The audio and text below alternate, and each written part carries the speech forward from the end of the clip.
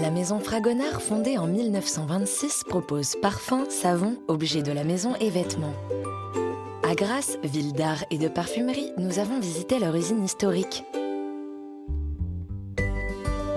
Mais Fragonard, c'est avant tout une histoire de famille. C'est 4 générations qui se sont succédées à la tête de l'entreprise. D'abord, il y avait Eugène Fuchs, mon arrière-grand-père. Il a acheté une entreprise pour monter son usine de parfums, qu'il a dirigée pendant 3 ans, jusqu'à ce que son fils Georges Fuchs et son beau-fils François Costa prennent la tête de l'entreprise à l'aube des années 30.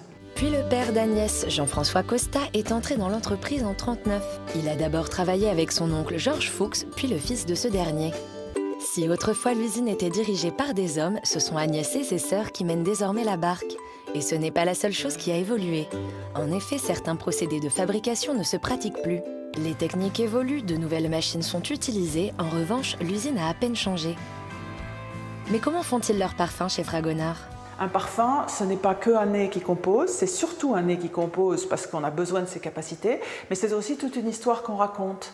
Et un parfum peut être une multitude de choses qui part d'un bout d'étoffe, d'une fleur, d'une impression, d'un souvenir, d'une histoire qu'on raconte. Et à partir de cette histoire, le nez va élaborer le meilleur parfum possible. Le nez, justement. Dans cette pièce, on vous propose une initiation à ce métier. Les années passent, mais une notion perdure.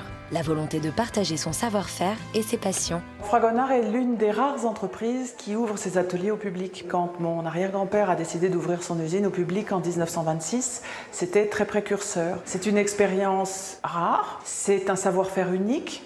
C'est une des particularités de la France. Le parfum est très célèbre à l'étranger et la spécificité française est un symbole de qualité. Et pour nous, c'est une grande fierté que d'ouvrir nos portes au public. Dans la famille Fuchs-Costa, on aime transmettre et on aime l'art. Ainsi, Eugène Fuchs a choisi de nommer sa société Fragonard en hommage au peintre.